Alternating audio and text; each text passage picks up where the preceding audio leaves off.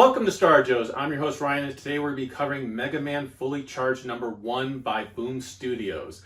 This was written by AJ Machicello and Marcus Reinhardt. They worked together. Apologize if I screwed up the name there. A little bit tough for me. The art is by Stefano Simone.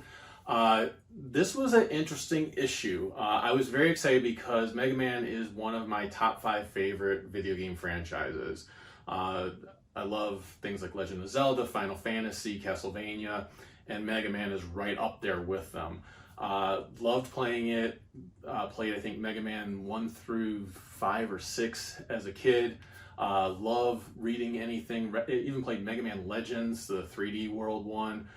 Played a little bit of Mega Man X. That was a little bit later on where I wasn't as much into that as I was the original Mega Man. But love the lore, love the mythos, even created my own Mega Man game as a kid, drew out little levels and everything else. So I am absolutely a fan. So when I saw this come out, I was very excited because the last time we saw Mega Man comics was through Archie, and I thought they did a fantastic job.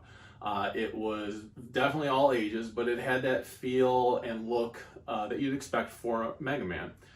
This one's a little bit different, and I don't necessarily want to say different bad or different good.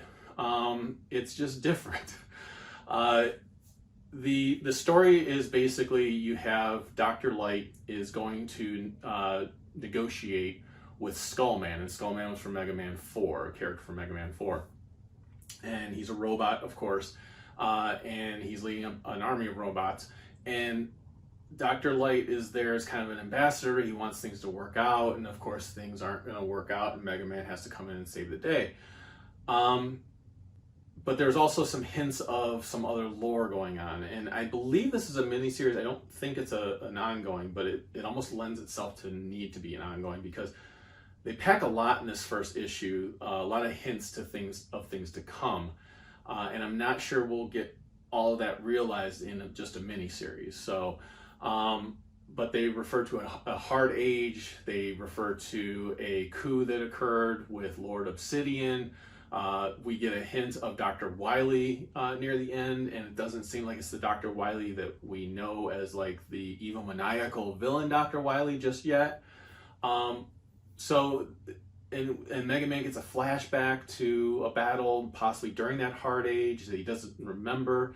So there's a lot going on here, mixed in with just a basic story of, you know, him fighting Skullman and being rescued to come home. One of the things too is it does rely heavily on the reader knowing Mega Man, and because there's certain characters that just aren't introduced. Like it seems like we get a hint to Proto Man. I have to assume that based on what I read in the issue, but they just kind of hint to that. We get Rush flying in to save Mega Man, and at no point is Rush's name mentioned. I believe we see Roll working with Mega Man at the very end, but again, not sure because we don't hear her name. And the characters look a bit different. Like, again, not different bad or not different good, just different. So they're a little bit more larger than life. They're a little bit more manga-ish.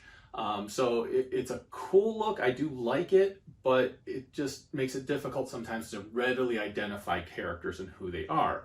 So with that going on and not naming any of the characters, like there's not even like word balloons where it's like, oh, hey, Roll, or thanks, Rush, or anything like that. It really relies heavily on the person knowing Mega Man. And I've heard that as an excuse at times, is that, well, the only person that would be picking up this issue is someone that is a fan of Mega Man. That's the market we're trying to reach. But what's wrong with the market being new readers who have never been exposed to Mega Man, and you actually tell a really good story and it introduces them to this world? I mean, that's what I remember doing as a kid. Was I would pick up something where I had no idea who the characters were. A great example is Micronauts. I had no idea who Micronauts are or were. But I would see this issue and I'm like, oh, that looks interesting. I'd pick it up and I would read it. And in that issue, I got to know who those characters were, especially in the #1 issue. And I got introduced to that world, and it made me want to read more. If this was somebody's first introduction to Mega Man, I think it's a good story, but I don't think that they would get to know who these characters are, or at least identify who the characters are. Like, they'd be like, oh, look, it's dog robot, and it's girl who might be an actual girl, might be a robot, I don't know, with her.